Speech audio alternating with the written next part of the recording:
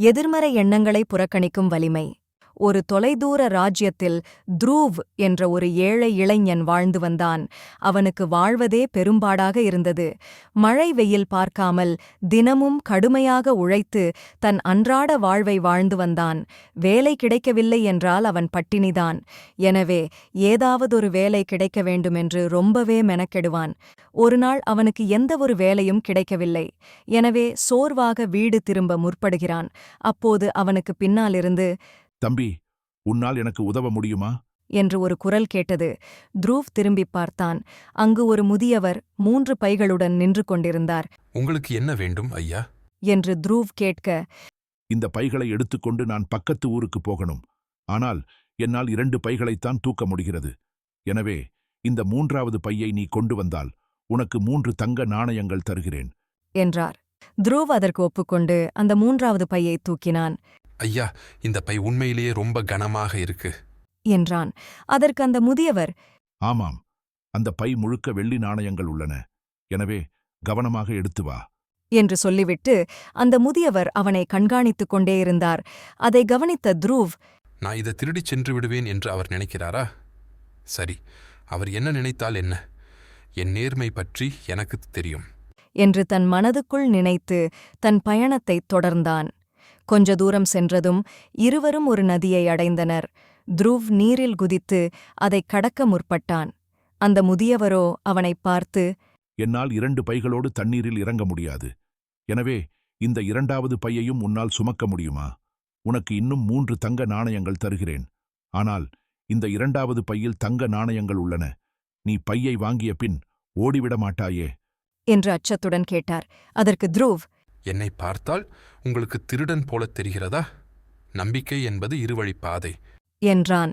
அதற்கு அவர் தயக்கத்துடன், சரி தம்பி, உன்னை நம்பித் தருகிறேன் என்று சொல்லிவிட்டு பையைத் தந்தார். நதியைக் கடந்து சற்று தூரம் சென்றதும் இருவரும் ஒரு மலையடிவாரத்தை அடைந்தனர். அங்கு அந்த முதியவர், தம்பி, இதற்கு மேல் என்னால் இந்த பையை தூக்கிக் கொண்டு நடக்க முடியாது. இந்த 3வது பையையும் நீயே சுமந்து வருகிறாயா? உனக்கு மொத்தமாக 10 தங்க நாணயங்கள் தருகிறேன். ஆனால் இந்த பையில் வைரக் கற்கள் உள்ளன. நீ இந்த 3 பைகளை எடுத்துக்கொண்டு ஓடிவிட மாட்டாய் என்று சத்தியம் செய் என்றார். அதைக் கேட்டு தன் பொறுமையை இழந்த த்ரூவ், நான் தான் ஏற்கனவே சொல்லிவிட்டேனே, நான் திருடன் இல்ல.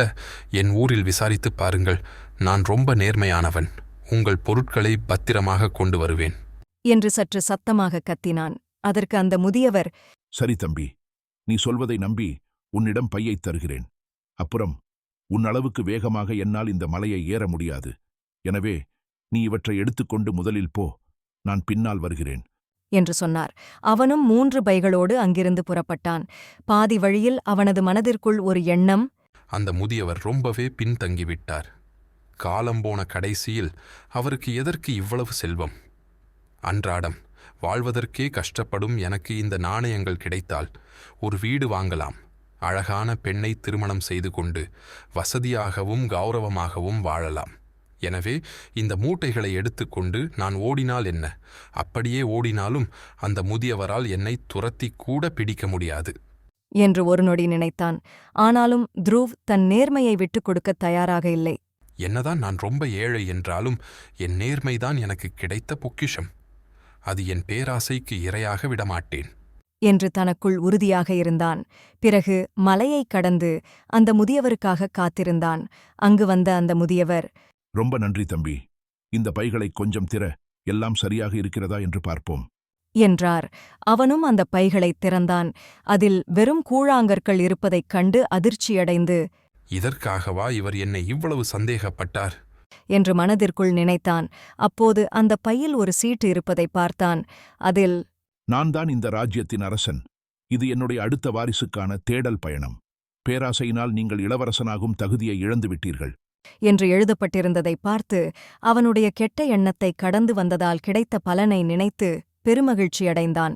நியதி ஒவ்வொரு செயலும் ஒரு எண்ணத்திலிருந்துதான் தொடங்குகிறது. நம் எண்ணம் வார்த்தைகளாக மாறும், நம் வார்த்தைகள் செயல்களாக மாறும், நம் செயல்கள் பழக்க வழக்கங்களாக மாறும், நம் பழக்க வழக்கங்கள் நம் விதியை தீர்மானிக்கும். எனவே எதிர்மறையான எண்ணங்களில் விழுவதைத் தவிர்க்க நமது எண்ணங்களை உற்று கவனித்து நேர்மறையாகச் சிந்திப்பது அவசியம். சிக்கலான வாழ்க்கைப் பயணத்தில் நாம் செல்லும்போது நமது எண்ணங்களை கவனமாக நிர்வகிப்பது முக்கியம். எப்படி ஒரு விதை மரமாகிறதோ அதேபோல நம் எண்ணங்கள்தான் நம் எதிர்காலமாக மாறுகின்றன. எனவே நல்ல எண்ணங்களால் நம் எதிர்காலத்தை பிரகாசமடையச் செய்வோம்.